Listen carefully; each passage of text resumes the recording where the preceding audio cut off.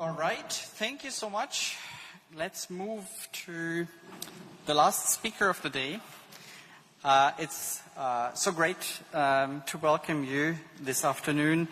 And I think you're really the perfect person to finish this exciting conference today. You are looking over very crucial topics of geostrategic thinking and foreign policy making in the EU. All of us here in the room know you're the Executive Vice President for Tech Sovereignty, Security and Democracy, in charge of critical technologies, be that AI, be that cloud, be that quantum technologies or semiconductors. But you also, and I think that is what people are looking for in particular these days, of course, enforcing very crucial legislation, the Digital Services Act and the Digital Markets Act. I'm sure we'll be discussing that a bit further. But if we just sort of look at your objective, your mandate, I think it is incredible and it is quite clear how crucial this is. Trying to preserve the independence, the ability to act for us Europeans. Securing Europe, not least through cybersecurity. Fostering innovation and thereby the contributing to the competitiveness of Europe. And promoting democratic and protecting democratic values in online speech. I mean, to think that one person is in charge of all these subjects is incredible, which gives us sort of a very good idea, I think, in this rougher world, in this world that is shaped by power politics more than in several decades now, how challenging this is. And I think we have been discussing these subjects today, but it goes sort of both ways. Digital technologies really shaping this rougher world, but also this rougher world shaping digital technologies. And in this room are many brilliant thinkers of foreign policy making, and to have you here and have this discussion, we're really grateful that you take the time. So please, everyone, join me in a warm applause and welcoming Executive Vice President Henna Virkkunen. Thank you so much.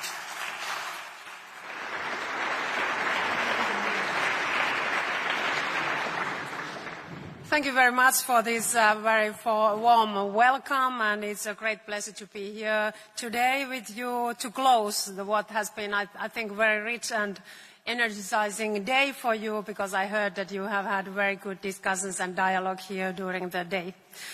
And as it was said already in introductory remarks by the moderator, we really see that Europe stands at a very pivotal moment, because we are facing unprecedented geopolitical and also geo-economic competition, we can see. And nowhere is this more evident than in the field of technology. It's the engine of economic growth, as we know, but also engine of our security and global influence. And when we look at technologies and security and democracy, we can see that nowadays they are very much interlinked. Allow me to share a few reflections on where we stand now and where we must go if we want to secure Europe's future in and through technology. We see that technology is no longer just a tool. It has become very strategic.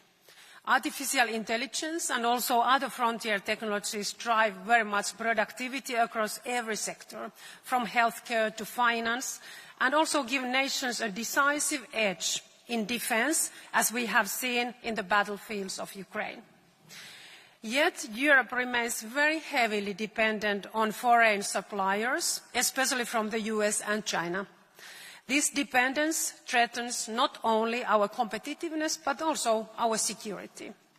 At the same time, the digital space, it has become an essential part of our everyday lives, where we inform ourselves and also where we communicate and also consume. Safeguarding it is very critical for our democracy, our consumers, and also for our children. And here we can see that and say that Europe has been a pioneer, because of the Digital Services Act and Digital Markets Act. They set global standards for protecting our citizens from disinformation and also ensuring fair competition. These are very landmark achievements, but they are only the beginning. To secure our technological future, we must go further. We must close the innovation gap we are facing with our global peers, and we must act now in several fronts. First, we need a very clear and ambitious strategy to position Europe as a leader in artificial intelligence and also other frontier technologies. The AI Continent Action Plan provides our roadmap, creating the right conditions for AI companies to thrive. At the AI Action Summit in Paris, we launched our Invest AI, an initiative to mobilize 200 billion euros to boost Europe's supercomputing capacity, a key enabler to world-class AI research. Recently, we had also a call for interest to AI gigafactories, and it shows that there is a very strong support across the Union to develop sovereign, cutting-edge AI infrastructure. So we can say that all our top industries, they were taking a part to this call for interest, and they expressed their interest to invest together with the public sector to these AI gigafactories. Researchers and startups, they will gain access to these resources to design new models and applications right here in Europe. And this autumn, we will also now launch our Apply AI strategy, helping industries from healthcare to manufacturing, banking to the public sector, integrate AI into their operations. But of course, AI is only part of the picture. We must also strengthen Europe's position in quantum computing and quantum technologies, advanced semiconductors, 5G and 6G networks, and also cloud technologies. The European Quantum Strategy is already in place. AI Chips Act 2 and Cloud and AI Development Act, they will follow in the coming months.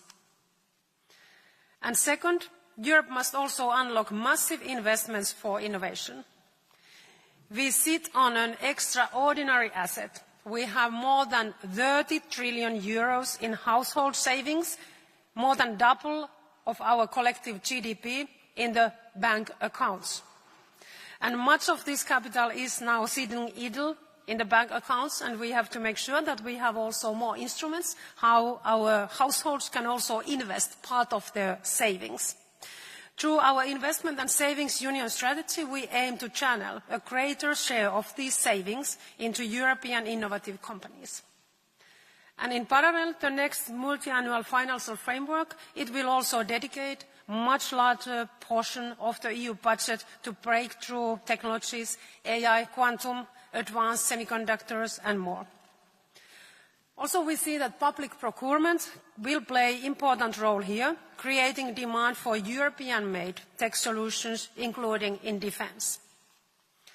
And third, innovation needs a supportive business environment, as we know. That's why the European Commission has launched very much now efforts to simplify rules, reduce our red tape, and cut reporting obligations through several simplification packages, with more to come. We see that it's crucial that we have innovation-friendly regulatory framework that encourages innovations and investments in the European Union. We are also now exploring a 28 regime, a single legal framework for innovative companies across the Union, as well as initiatives to digitalize government services through the European Business Wallet. By deepening the internal market and ensuring also smart regulation, particularly around access to data and also AI use, we will lower administrative barriers and foster growth. And fourth, technology leadership requires talent, as we know. We must strengthen Europe's research base, support also our top-level innovation, and attract skilled professionals from around the world. To meet the rising global demand for AI expertise, we will soon launch the AI Skills Academy, equipping Europeans with the skills to thrive in this very fast-changing sector. And finally, I see that Europe must continue building very strong innovation partnerships.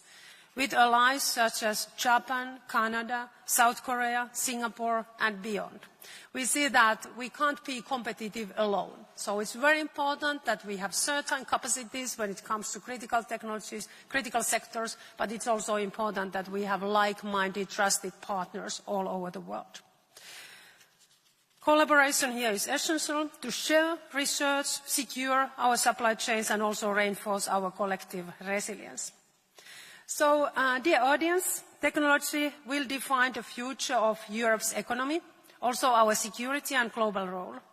Our task is very clear here, to lead, not follow, in the next wave of innovation. I want to thank you very much for your attention, and I'm very much looking forward to our exchange.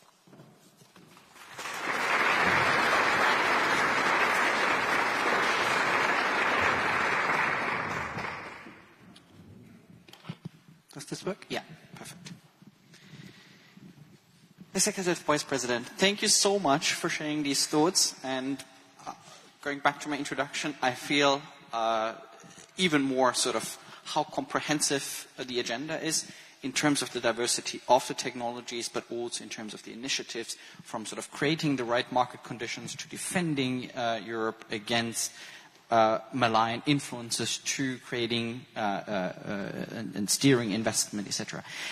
But sort of since this is a foreign and security policy group, let me sort of ask the first question sort of right spot on probably what is the elephant in the room in many of the discussions these days, which is the US under the Trump administration. I mean, we have seen recently Trump sort of threatening countries with legislation and taxation of tech companies for new tariffs, sanctions against officials. I think many have read this as sanctions against individuals involved in the enforcement of the DSA, export restrictions he has threatened against us. You have just earlier this week, I think on September 1st, sent a letter again to the U.S. House, emphasizing again that you are committed to implement the DSA. Nonetheless, sort of we also see sort of signs like that we may be backing down the EdTech fine that has been postponed, at least that was reported. I know it's not on your responsibility, it's one of your colleagues. But sort of my question is, what is the right strategy to sort of forcefully push back and sort of also send the signal both to the European people, but of course also to the Trump government that, yes, we are truly committed to enforcing European legislation, primarily, I guess, the DSA in this case? Yes, we have had this discussion with the US administration now during the last months about our rules, and I think it's still important that we are explaining what our rules means really, because it's important to underline always that, because often in the USA side, it's very much seen that we are somehow targeting US companies with our rules, and of course this is not the case, because in the European Union we have very fair and transparent rules for everybody. These are same rules for European companies, from the Asian companies, from USA companies, and we want to make sure that we have a fair and safe democratic environment, also when it comes to digitalization. So these two major legislations we have, Digital Markets Act, is something that we want to make sure that the big players, the gatekeepers, they are not misusing their very dominant market position to block new innovations and block the SMEs and other players from the markets. And with the DSA, we want to make sure that online services, that they have practices in the place, that they are mitigating and assessing the systematic risks, what their services are posing to our societies, because nowadays we know that the digital platforms, they are very powerful when it comes to economy and also society, and it's important also that they are respecting our rules and they are making sure that illegal content or illegal products are not spread online. So I think it's still important to continue the discussion and really explain also what our rules means, because then when we look also what is happening in the USA side, they are discussing about very much about the same topics we have, for example, under DMA. Of course, in the USA, the approach is different because they are often going, or nearly always, with the court cases. And we have legislation in the place beforehand already. But in USA, they have very much court cases about similar cases what we have under our Digital Markets Act when it comes to these dominant big players and gatekeepers. And also under DSA, for example, we are very much focusing now on the protection of minors, and it's also a very important topic in the USA discussion, how to protect minors online. So there's not anyway so big differences, for example, but of course our approach is different because we have regulation, and often in the USA it's coming via court cases, the decisions. Well, that's a crucial point, I guess, to highlight, but may I sort of tease you a bit on that further and sort of ask you, do you feel that is coming across? Do you feel that we are making progress in the conversations with the Americans on that? Is there a growing understanding of this? I have had conversations, of course, now during the last months with them, and yes, I think we are also making progress. And I think it's also important to underline the role of European markets. When we look to USA and big tech companies, European market is, for them, it's the biggest external market. And for some of them, this is the biggest market, that they have more users in the European Union than they have in USA. So, of course, this is super important for them. And the companies, they fully understand, of course, that they have to respect our rules and legislations when they are operating and making business in the European Union, because this is all over the world. When you are doing business in other countries, you have to always respect their legislation. So, of course, the big tech, they are always defending their business interests, but they understand that they have to comply with our rules, and this is a super important market for them. Well, that's certainly encouraging. I know time is limited, but I want to get to the second actor on the world stage that you mentioned, which is China. Also dear to my heart, as I'm covering China as the senior analyst for China in this institute. And you, of course, mentioned rightly sort of the enormous dependency that we have on Chinese technology, especially on the critical raw materials, but also sort of writ large. And our response conceptually is apparently de-risking, reducing these dependencies, making some progress, but it is hard. I mean, we are deeply intertwined as a European economy as well. So my question is that sort of the sole way forward? Do we have the time?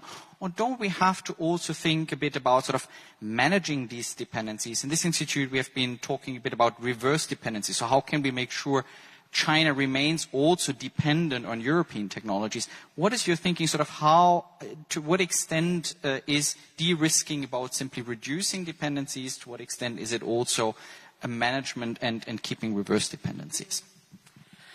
Europe has been, of course, very open for the foreign investments and foreign technologies and companies. We have been open for business.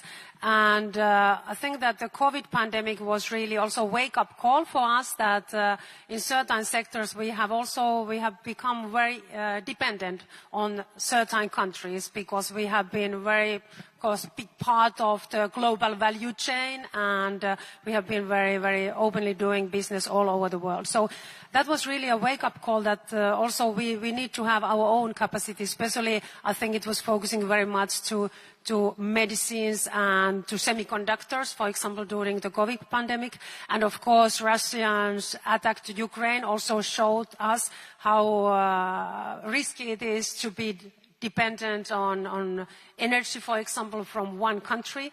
So that's why it's very important that we are all the time identifying now the critical sectors where we have to have our own capacity also, that in all circumstances we are able to operate always.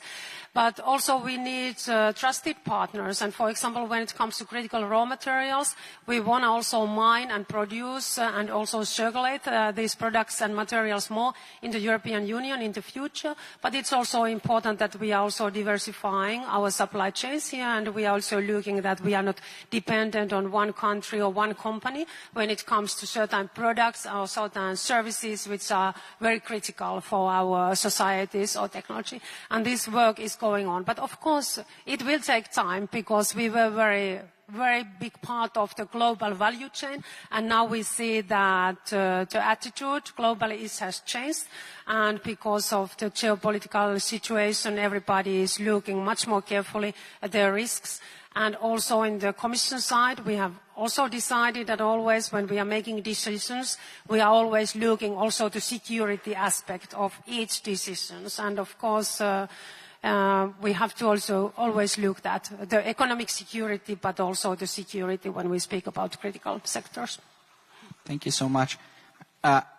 Plenty could be discussed. I know your time is scarce and you have to leave sharp at 6. So I think there's room for one urgent question from the audience. If there is one, then please raise your hand, be quick, and then we'll take this. Okay.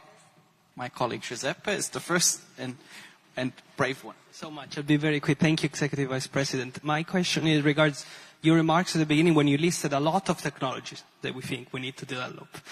If you were to say what is the priority list, instead of saying we need to do all, yes, but what do we really need in 2026 or 27? What would you prioritize? Thank you.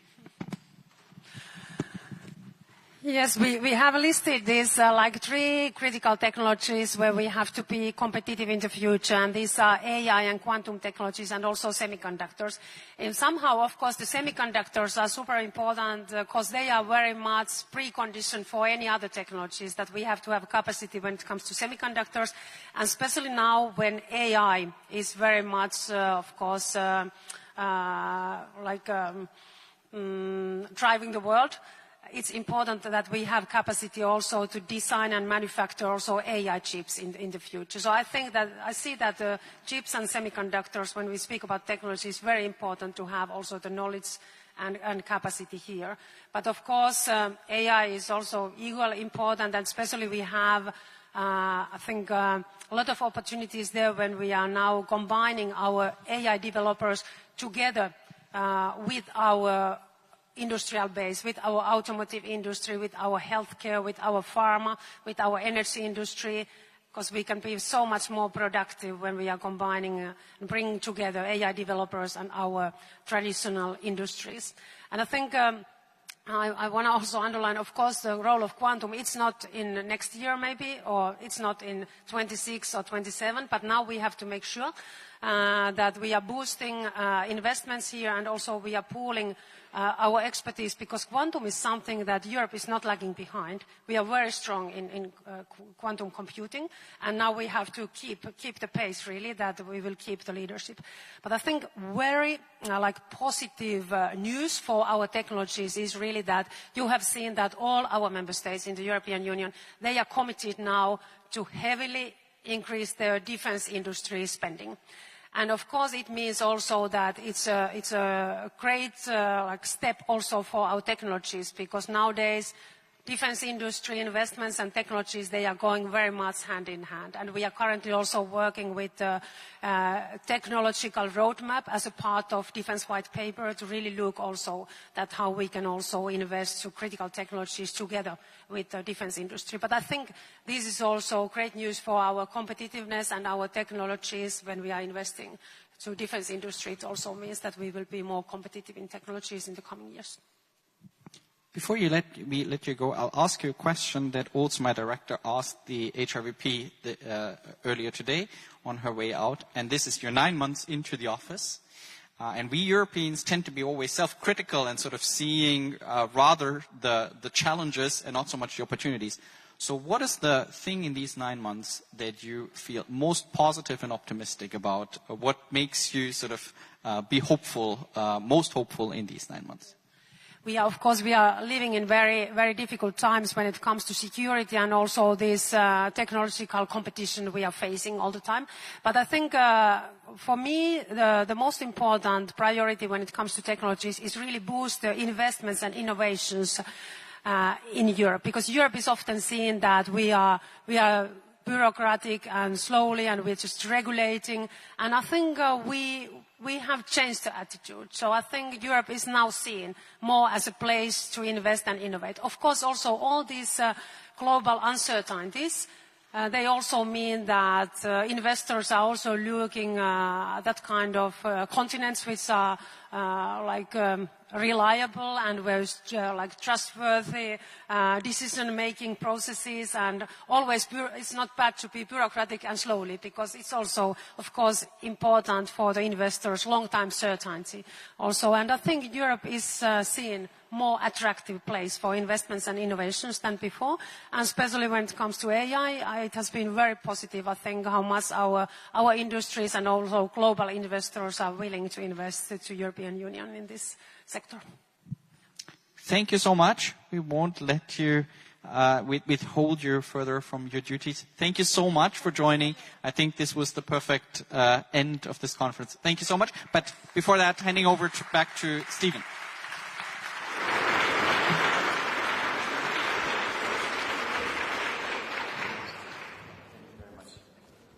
Okay, colleagues, friends, this indeed brings us to the end of quite an intense day, full of workshops and debates and online polling and all sorts of other elements to the program. I thought it was a very rich program. I hope all of you have a slightly better understanding also of what we do as the EUISS, and all my brilliant